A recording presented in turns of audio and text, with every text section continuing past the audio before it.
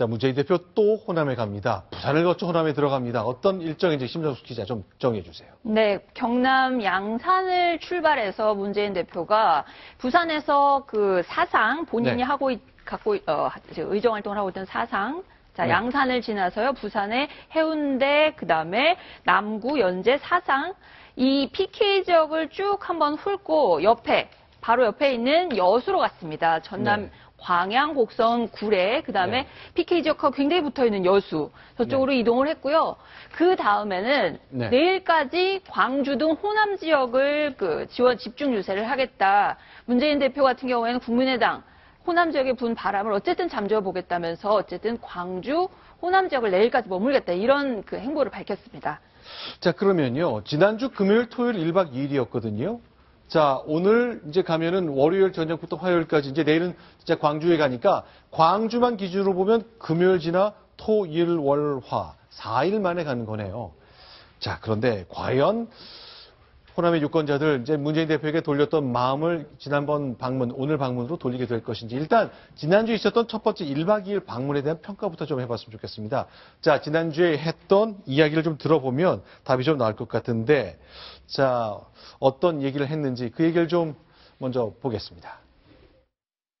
얼마나 많은 실망을 하셨는지 잘 알고 있습니다. 지지를 거두시겠다면 대선에도 도전하지 않겠습니다. 새누리당에게 의무지를 주고 새누리당의 의석수를 늘려주고 있는 정당이 어디입니까? 자, 금요일에는 호남이 날 지지하지 않는다면 대선에 출마하지 않겠다. 고개를 숙였죠. 둘째 날은 안철수 대표를 공격했습니다. 평가를 좀 부탁드릴게요. 평가가 엇갈리지 않겠어요? 네. 예를 들어서 지금 뭐 들려오는 얘기를 들어보면 문재인 대표가 호남을 방문한 것이 그렇게 큰 도움이 안 된다는 말도 있고 오히려 역효과가 된다는 말도 있지만 본인은 또 그렇게 생각을 안 하고 도움을 준다고 생각하는 거 아니겠어요? 자, 그렇다면 평가가 엇갈린다면 본인이 평가하는 겁니다. 본인이. 그 문재인 대표 스스로는 1박 2일이 좀 흡족했다고 그렇죠. 그러니까 본인 스스로가 평가해서 다시 가는 것이고 저는 다시 가는 것 중에는 뭐 명백하게 저는 대선에 대한 어떤 그 로드 그것도 저는 분명히 있다고 봅니다. 뭐 총선은 이미 이제 어떻게 보면은 결론이 난 것이라고도 볼 수 있고 하루 이틀 더 가서 무슨 뭐 전세를 완전히 뒤집기는 어렵다고 하더라도 적어도 대선에 나갈 사람이 호남을 기바하는 정당의 대표가 그래도 총선 국면에서 최소한도 2번 정도는 방문해서 가서 매를 맞더라도 뭔가를 보여주지 않으면 다음에 큰 데미지가 될 수 있기 때문에 저는 가는 생각도 있지 않겠는가. 그러니까 총선 국면에서 호남에 딱 한 번만 왔더라. 이 부담 이걸 좀 벗어내야 될 필요가 있다는 시각을 당연히 저는 그런 생각이 있다고 봅니다. 박성호 부국장은 어떠십니까? 무엇보다도 이제 가서 아마 적극적인 지지층 특히 친노라고 일컬어지는 층뿐만 아니라 2030 세대에는 사실은 더민주당이나 문재인 후보에 대한 거부감이 상대적으로 호남에서 좀 적은 편이거든요. 그들하고 가서 현장에서 호흡을 같이 함으로써 어떤 본인의 향후 총선 이후로도 대권을 하기 위해서는 반드시 호남이라는 이른바 야권의 본거지라고 하는 이 부분을 버리고서는 갈 수 없기 때문에 그러한 기반을 분명히 해두는 어떤 기록을 남기고 또 그러한 열성적인 지지층이 분명히 호남에도 있다. 그리고 이것을 총선에서도 최대한 결집시켜서 어떤 심하게 뭐 얘기하면 전패라든지 이런 어떤 명백한 패배를 면할 수 있는 이러한 노력을 다했다. 이러한 분명한 자기 기록을 남기기 위해서 현재 이렇게 적극적으로 가고 한 번이 아니라 2번, 3번, 3일, 4일을 어쨌든 가서 성의 표시를 다 했다. 이런 어떤 모습을 남기려고 하는 것 아닌가 이렇게 분석됩니다. 지난주 이제 금요일날 광주에 갔을 때 특정 후보를 같이 유세차를 탄다거나 특정 후보에 대한 운동을 한 적은 없거든요. 근데 이제는 이제 전남 지역 왔을 때 여수, 가불, 곡성, 구례 특정 지역을 좀 방문하는 방식으로 생각을 좀 바꿨습니다. 자, 그런데 이건 과연 호남 분들이 마음에 흡족해야 할지 그런 논란이 계속됩니다만 어쨌건 주변에서는요. 호남의 민심이 문재인 대표한테 돌아서는 거 굉장히 가슴 아파하는 것 같습니다. 저희가 이제 사진 한 장 공개하겠는데 이렇게 겸손한 분이 이렇게 차분하고 또 검소한 분이 이렇게 안 좋은 평가를 받는 걸 안타까워하는 글이 또 올라왔네요.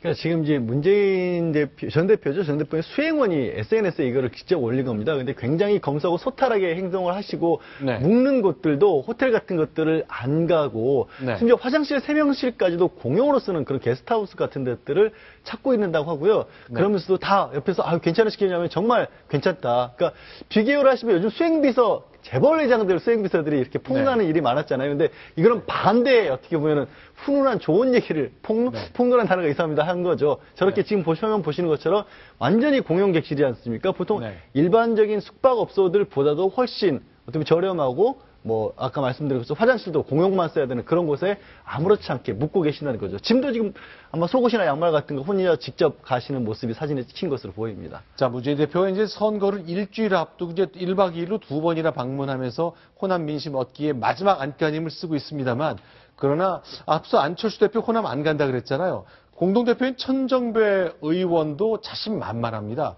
호남, 특히 광주 싹쓸이와 관련된 얘기까지 내놓고 있는데요. 얼마나 자신 있는지 그 말에 담긴 의미를 좀 짚어보겠습니다. 확인합니다. 사실은 호남당이면 어떻습니까? 또 호남을 대변하고 있는 많은 정치 세력이나 정치인들이 대한민국의 개혁과 민주주의를 위해서 앞장서 갖고 호남에서 개혁적인 정당이 예컨대 싹쓸이했다는 것이 뭐가 잘못된 일입니까? 좀 평가를 부탁드려야 되겠네요. 박성원 부국장. 네. 호남 지역에서 싹쓸이하는 게 뭐가 문제입니까? 네. 호남을 얻은 것, 우리가 가장 개혁적인데. 네. 그 호남이라고 하는 정치 지역을 기반으로 하고 있는 국민의당, 특히 야권의 주도권 경쟁에서 저 부분이 중요하다라는 부분을 강조하는 의미로는 본인은 얘기하는 걸로 볼 수 있겠습니다만, 네. 사실 그 정치를 전 국민을 대상으로 한다라고 보면 네. 호남이라고 하는 것을 앞세워서 어떤 정치적 목적을 달성하려는 것이 너무 눈에 뚜렷이 보이는 듯한 저러한 모습은 사실은 지역 정당, 지역주의를 부추긴다라는 비판을 어떤 개혁적인 이른바 뉴 DJ라고 하는 어떤 국민을 통합시켜 나가는 그러한 인재, 그리고 어떤 영역의 확장, 그러한 본인 내세웠던 모토가 아니라 실제 행태는 오히려 퇴행적이다, 이런 비판을 받을 만한 그런 언급이라고 보고요. 네. 선거에서 아무리 지금 호남 패권, 호남에서의 쟁탈전이 중요하다 하더라도 과연 저런 자세로 그야말로 전국 정당으로 앞으로 정권 교체를 이루는 정당으로 나갈 수 있을까라고 하는 좀 우려가 듭니다. 자, 김홍걸 국민통합위원장이 또 오늘 얘기했는데, 이제 문재인 대표가 두 번째 1박 2일 방문한 것을 두고요. 광주가, 우리 광주 민심이 수구와 보수 세력의 야당 갈라치기 흉계에는 말려들지 않을 것이다. 그리고요, 광주, 물갈이의 집합소인 국민의당, 이곳을 꾸짖어 주셔야 한다라고 강조하고 있습니다. 그리고 국민의당, 호남 밖에서는요, 안철수 의원 한 사람 말고는 당선될 사람이 없습니다. 이렇게 얘기를 했네요.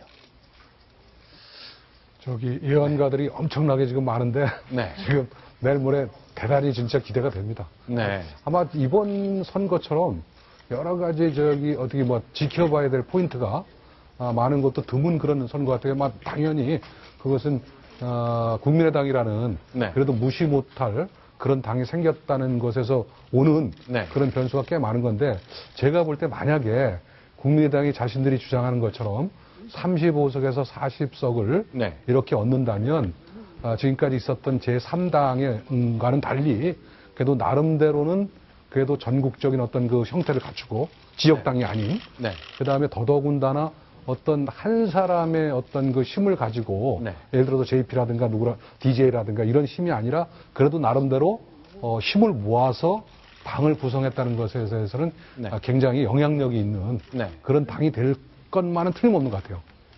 자, 일단 김홍걸 씨가 갖고 있는 호남 민심에 미치는 영향력, 이런 거는 어떻습니까? 물론 김대중 대통령하고 비할 바는 아니겠습니다만, 혹시 어떤 반응이 있는지 좀 알고 계십니까? 반응 자체를 언론하는 것보다는 말씀하신 것처럼 계속해서 국민의당이 또 소속된 호남 지역의 국회의원들이 아무래도 DJ와의 굉장히 가깝게 지냈던 분들이다 보니까 그분들의 저기로 갔다라고 해서 더불어민주당이 그분들을 배척했다는 메시지가 될 수도 있는데, 거기에 김홍걸 씨가 나서게 되면 그 부분을 더불어민주당 입장에서 약간 중화시키는 효과가 있을 수가 있겠죠. 알겠습니다. 자, 정말 궁금합니다. 자, 내일 모레 아침 6시에 투표 시작돼서 12시간 동안 승부가 가려집니다. 자, 이틀 뒤 이맘때면 많은 분들이 표정을 많이 바뀌게 되겠죠. 알겠습니다. 지금까지 총선 이야기 좀 나눠봤습니다. 자, 채널A 정치부의 심정숙 기자 그리고 양지열 변호사는 여기서 좀 인사를 드리고요. 자, 말씀 잘 들었습니다. 자, 이번에는 최근 북한에서 들려오는 심상치 않은 소식 관련된 얘기 좀 집중 진단해 보겠습니다. 순위 확인하겠습니다.